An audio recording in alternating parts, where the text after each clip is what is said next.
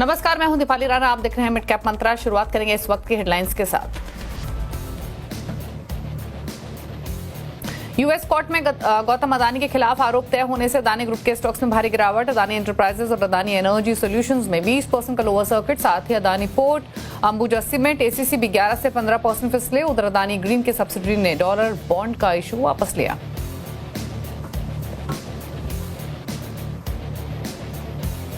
गौतम अदानी पर लगे आरोपों पर राहुल गांधी का बड़ा बयान। कहा तुरंत हो गिरफ्तारी, जेपीसी जांच की भी मांग।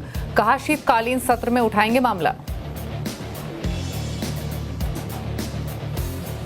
अदानी ग्रुप में गिरावट से बिगड़े बाजार के सेंटिमेंट। करीब 180 अंक गिरकर 23,000 के पास पहुंचा निफ्टी बैंक भी 400 अंक नीचे। मिड कैप स्मॉल कैप में भी सारी रिकवरी खत्म।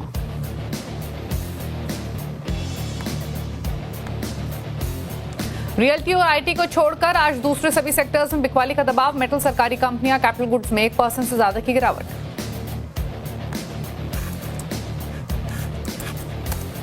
यूपीएल ने सब्सिडरी एडवांटा एंटरप्राइजेज में 12.5% हिस्सेदारी बेचने के लिए अल्फा वेब ग्लोबल से किया करार। $35 करोड़ में होगा सौदा। साथ ही कंपनी 360 रुपए प्रति शेयर के भाव पर राइट्स इशू से जुटाएगी 3,377 करोड़ रुपए। शेयर में हल्की बढ़त।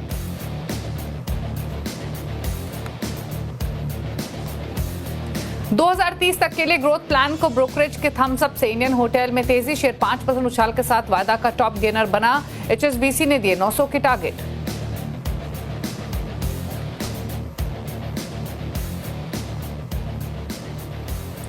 आप देख रहे हैं मिड कैप मंत्रा और मार्केट्स पर आउटलुक देने के लिए एलकेपी सिक्योरिटीज के रूपक हमारे साथ बने हुए हैं। उनकी ट्रेडिंग स्ट्रैटेजीज भी लेंगे, लेकिन पहले बाजार का एक आउटलुक आपके सामने लेकर आते हैं। इस समय का मार्केट एक्शन, बाजार में उथल पुथल क्लियरली देखने को मिल रही है। सेंटीमेंट्स बिगड़े हुए हैं। अदानी ग्रुप में जो गिरावट हावी हुई है उसका भी इंपैक्ट मार्केट्स पर देखने को मिला है। इस समय वापस निफ्टी अंडर प्रेशर आते हुए थोड़ी रिकवरी दिन के लोअर लेवल से जरूर बनी थी, लेकिन अब वापस डेज लो पर आ चुका है। 200 अंकों से ज्यादा की कमजोरी है, यानी ऑलमोस्ट 1% के लॉसेस के साथ ट्रेड कर रहा है निफ्टी 23,312 के लेवल्स पर। बैंक निफ्टी दिखाते हैं एक बार, क्योंकि वहां पर हमने डिप आने के बाद एक रिकवरी आते हुए देखी थी। बैंक स्टॉक इसलिए लुढ़के थे क्योंकि हेवीली एक्सपोज्ड है अदानी ग्रुप में, तो वो सेंटिमेंट्स बिगाड़ रही थी बैंक्स की स्टॉक मूवमेंट। और अभी अगर आप देखेंगे तो निफ्टी बैंक रिकवर जरूर हुआ था लोअर लेवल से। अगेन यहां पर प्रेशर बना है और अब 1% वापस नीचे आ चुका है निफ्टी बैंक। 400 अंकों से ज्यादा की गिरावट देखने को मिल रही है। तो नर्वसनेस, वॉल्टिलिटी क्लियरली मार्केट्स में फिलहाल रिफ्लेक्ट होते हुए। मिड कैप्स और स्मॉल कैप्स का इंडेक्स भी दिखाते हैं आपको। ये बढ़ने गिरने वाले स्टॉक्स की संख्या, ब्रेथ क्योंकि नेगेटिव है मार्केट की, सेल ऑफ है तो उसी का इंपैक्ट नंबर्स पर दिख रहा है। 1851 स्टॉक से जो गिरकर ट्रेड कर रहे हैं, 580 स्टॉक से जो तेजी के साथ कर रहे हैं कारोबार आज के सेशन में। मिड कैप इंडेक्स हरे निशान में था, वापस फिसला है नीचे, 145 अंक नीचे कर रहा है इस समय ट्रेड। स्मॉल कैप इंडेक्स भी लाल निशान में कारोबार करते हुए आज के सेशन में। पॉकेट्स, हालांकि अगर आज के कारोबार में देखेंगे तो सेलेक्ट पॉकेट्स में बाइंग देखने को मिल रही है आज के सेशन में। रियल्टी स्टॉक्स है जो कि तेजी में कर रहे हैं कारोबार। थोड़ी बहुत बाइंग हमने मेटल्स में देखी है आज के कारोबार में। मिड कैप मेटल्स में इनफैक्ट अच्छा एक्शन देखने को मिल रहा है। ये निफ्टी के कॉन्स्टिट्यूएंट्स आपकी स्क्रीन पर बढ़ने वाले स्टॉक्स हैं। Power grid, Grasim, Tata steel, UltraTech cement. Lower side पर आप देखेंगे तो Adani enterprises, Adani ports, Reliance, SBI ये नेगेटिव कंट्रीब्यूशन लेंड कर रहे हैं। रूपक डे हमारे साथ बने हुए। रूपक नमस्कार, स्वागत है आपका। पहले तो बताइए इंडेक्स पर क्या राय रहेगी। हालांकि वॉल्टिलिटी दिख रही है, तेजी या जो भी रिकवरी हम देख रहे हैं वो सस्टेन नहीं कर पा रही है फिलहाल। लेवल वाइज क्या कमेंट्स रहेंगे आपके निफ्टी, बैंक निफ्टी दोनों पर? जी, सुबह से जो बैंक का जो सपोर्ट मिल रहा था निफ्टी को जो लोअर लेवल से उसके दम पे निफ्टी थोड़ा बहुत रिकवरी दिखा रहा था अभी फिलहाल। बट बैंक निफ्टी अगर नीचे 50,200 के नीचे सस्टेन करता है तो बैंक स्टॉक्स में भी सेलिंग प्रेशर आ सकता है। तो ओवरऑल सेंटिमेंट निफ्टी का, बैंक निफ्टी का साइडवेज रह सकता है। निफ्टी का सपोर्ट हो जाएगा 23,200, उसके नीचे फर्दर सेलिंग प्रेशर एक्सपेक्टेड है टुवर्ड्स 22,900 और बैंक अपसाइड में रेजिस्टेंस रहेगा 23,400, जिसके ऊपर जाने पर निफ्टी में एक छोटा मोटा recovery towards 23,700 for the short term दिख सकता है। और बैंक निफ्टी का हो जाएगा रेजिस्टेंस 50,500 के ऊपर बैंक्स में फर्दर स्ट्रेंथ आएगा। ओके, अच्छा, स्टॉक स्पेसिफिक स्ट्रैटेजीज कुछ आइडेंटिफाई किए हैं क्या आपने रूपक? स्टॉक स्पेसिफिक मुझे मुथूट फाइनेंस अच्छा लग रहा है। स्टॉक एक स्ट्रॉन्ग ब्रेकआउट दिया डाउनवर्ड कंसोलिडेशन का, 200 डेज मूविंग एवरेज के पास से एक रिवर्सल दिया था। तो इन सेलिंग प्रेशर के बीच में भी मुथूट फाइनेंस अच्छा कर रहा है। अपसाइड में मुझे लगता है 2050 तक जा सकता है। शॉर्ट टर्म में, और नीचे एक स्टॉप लॉस मेंटेन करना होगा 1840 पे। दूसरा कॉल रहेगी मेरा एम्फेसिस में। एम्फेसिस थोड़ा मुझे वीक लग रहा है अभी इस लेवल से। 2750 के एक सपोर्ट है, 2750 के नीचे further towards further selling pressure रहेगा, 2600 तक जा सकता है, और अपसाइड में रेजिस्टेंस रहेगा 2800 का।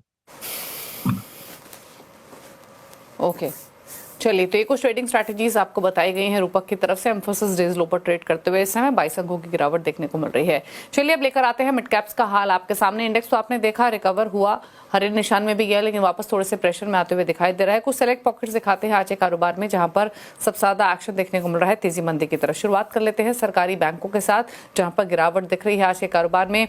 पीएसयू बैंक लूजर्स आपकी स्क्रीन पर लेकर आते हैं। UCO bank, Canara bank, bank of Maharashtra, union bank 2-2.5% तक की गिरावट देखने को मिल रही है। यूको बैंक में 3% से ज्यादा नीचे है। Canara bank, bank of Maharashtra almost 2% नीचे है। ऑयल एंड गैस स्टॉक्स पर भी प्रेशर है। अदानी टोटल गैस 12.5% नीचे, 3% नीचे जीपी पेट्रो। आईजीएल में 2.5% की गिरावट। ओएनजीसी 2% नीचे कर रहा है ट्रेड आज के सेशन में। Mid cap large cap category के स्टॉक्स आपकी स्क्रीन पर। एफएमसीजी में इमामी 2.5% नीचे, 2% नीचे वरुण बेवरेजेस। यूनाइटेड ब्रेवरीज 1.5% नीचे है और 1.5% नीचे कोलगेट कारोबार कर रहा है। रियल्टी में देखेंगे तो यहाँ पर तेजी है। DLF, dB realty, brigade enterprises, Prestige estate तेजी के साथ कारोबार कर रहे हैं। होटल स्टॉक्स में एक्शन। इंडियन होटल के अपग्रेड्स के बाद इंडियन होटल में तो तेजी है ही, बाकी होटल स्टॉक्स भी चहक रहे हैं। कामत होटल, ताजजीवी के लेमन ट्री होटल भी हरे निशान में ट्रेड कर रहे हैं, 6% ऊपर कामत होटल्स, ताजजीवी के भी 4% ऊपर है। कुछ और स्टॉक्स मिड कैप्स में जो तेजी के साथ ट्रेड कर रहे हैं उसमें प्रेस्टीज, एनएलसी इंडिया, यूपीएल और इंडियन होटल है। लूजिंग साइड पर देखेंगे कुछ सेलेक्ट मिड कैप जहां पर दबाव है आज के सेशन में, उसमें एसीसी, कोचिन शिपयार्ड, थर्मैक्स और बीडीएल शामिल है, जहां पर गिरावट के साथ ट्रेडिंग होते हुए दिखाई दे रही है। तो मिड कैप्स के वो पॉकेट जहां पर गिरावट आज के सेशन में दिखाई दी है। लेकिन बात करेंगे अब अदानी ग्रुप के स्टॉक्स की। दरअसल अमेरिका की एक कोर्ट से गौतम अदानी समेत 8 लोगों पर रिश्वत और फ्रॉड के आरोप तय करने के बाद ग्रुप स्टॉक्स में भारी गिरावट देखी जा रही है। अदानी ग्रुप कैसे बना, एक्सीडेंट ऑफ द डे बताने के लिए यतिन मोता हमारे साथ मौजूद हैं। यतिन, पहले तो बताइए जो न्यूज फ्लो रहा वो क्या आया, क्यों इतना रिएक्शन इस पूरी ही पॉकेट में देखने को मिल रहा है? क्लियरली एक बड़ा इम्पैक्ट अदानी ग्रुप के शेयर्स पे आज आपको दिख रहा है। 10 से 20-25% तक अदानी ग्रुप के शेयर्स आज गिरे हुए हैं, और कहीं ना कहीं इसका कारण है यूएस में जो कोर्ट की फाइलिंग है और जो आउटकम आया है उसके हिसाब से इन्वेस्टरों में आज पैनिक है। इनफैक्ट अगर आप यूएस कोर्ट की फाइलिंग देखें तो कहीं ना कहीं उन्होंने चार्जेस लगाए हैं गौतम अदानी और 7 अन्य अदानी ग्रुप के ऑफिसर्स पे, और ये चार्जेस हैं धोखाधड़ी और रिश्वत देने के मामले में।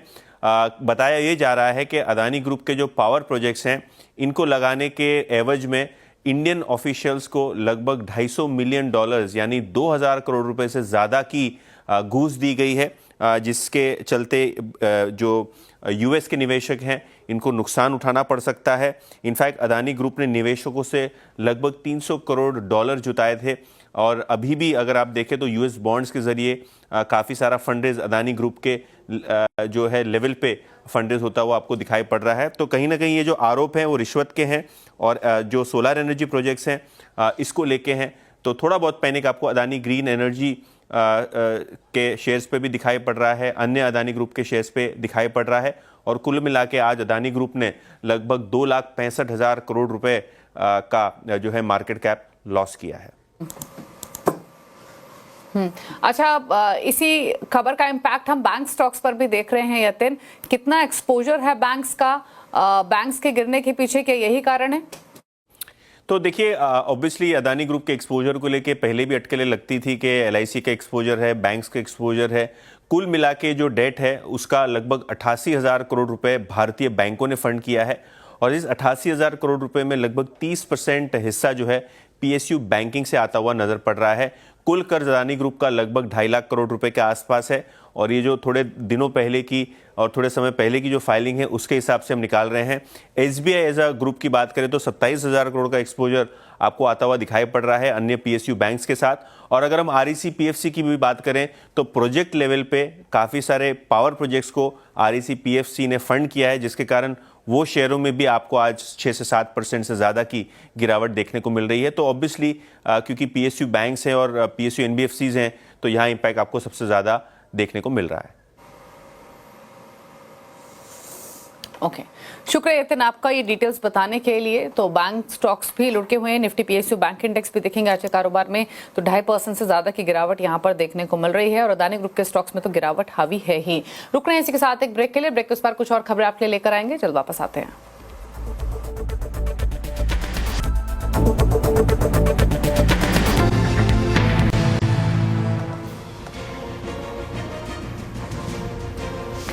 और इस बीच अदानी ग्रुप की तरफ से ये सफाई आते हुए जिसमें अदानी ग्रुप ने कहा है कि उन्होंने जो भी काम किया है in compliant with all the laws किया है। जो एलिगेशंस ग्रुप पर लगी हैं वो बेसलेस हैं, ऑल द एलिगेशंस जो लगाई गई हैं वो बेसलेस हैं और वो लॉ एंड ऑर्डर के हिसाब से इसका जवाब देंगे। जो भी लीगल रिकॉर्स होगा उसको वो सॉर्ट करेंगे, ये उनकी तरफ से सफाई आते हुए। तो इम्पोर्टेंट बयान अदानी ग्रुप की तरफ से आते हुए जिसमें उन्होंने सभी आरोपों को बेबुनियाद बताया है, कहा है कि कंपनी ने सभी काम नियमों के तहत किए हैं और एज पर लॉज वो फुल्ली कंप्लायंट है, कानूनी विकल्पों पर वो विचार कर रहे हैं और वो इसके सभी आरोपों को बेबुनियाद फिलहाल बताते हुए। तो एक इम्पोर्टेंट बयान आते हुए अब देखना होगा कि क्या ये बयान कुछ राहत इस ग्रुप स्टॉक्स को पहुंचा पाते हैं, क्योंकि सभी में भारी गिरावट आज के कारोबार में देखने को मिली है। क्लियरली यहाँ पर अदानी ग्रुप ने कहा है कि मामले में जो संभावित कानूनी विकल्प होंगे वो उस पर विचार कर रहे हैं, लेकिन जो भी कामकाज कंपनी ने किया है वो इन कंप्लायंट विद लॉस किया है, सभी एलिगेशंस को बेसलेस बताया है।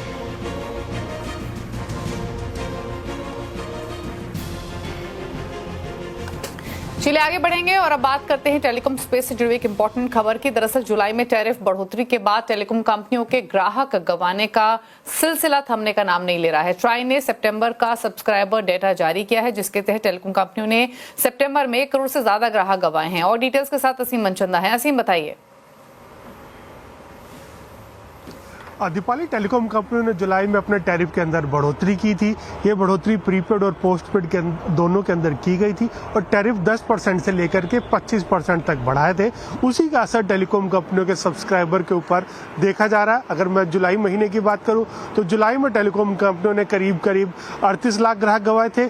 अगस्त महीने के अंदर टेलीकॉम कंपनियों ने 80 लाख ग्राहक गंवाए और अब टेलीकॉम रेगुलेटरी ने आज सितंबर का डाटा जारी किया है। टेलीकॉम कंपनियों ने करीबन 1 करोड़ ग्राहक सितंबर महीने के अंदर गंवाए हैं। भारतीय टेल ने यहाँ पर 14 लाख ग्राहक गंवाए हैं, जबकि वोडाफोन आइडिया ने 15 लाख ग्राहक गंवाए हैं और जब तीसरी कंपनी है रिलायंस जियो, उसने सबसे ज्यादा 79 लाख ग्राहक गंवाए हैं। सिर्फ एक ही कंपनी है, सरकारी कंपनी BSNL, जिसने की ग्राहक जोड़े हैं। वो पिछले 3 महीनों से लगातार ग्राहक जोड़ी रही है। एक वजह यह है कि कंपनी ने अपने टैरिफ में बढ़ोतरी नहीं की थी और दूसरा ये कि कंपनी अपनी 4G सर्विसेज शुरू करने जा रही है, तो उसके चलते कंपनी लगातार ग्राहक जोड़ रही है।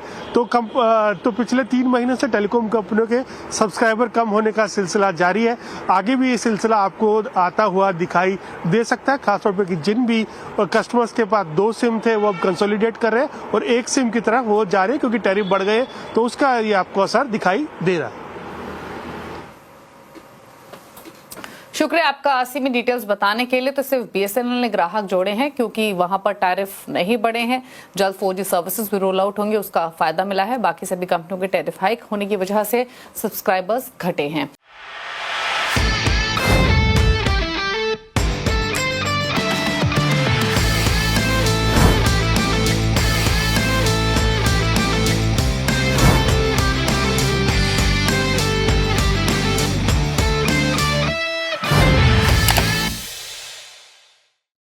बता दें कि मनी कंट्रोल पर दिए गए विचार एक्सपर्ट्स के अपने निजी विचार होते हैं।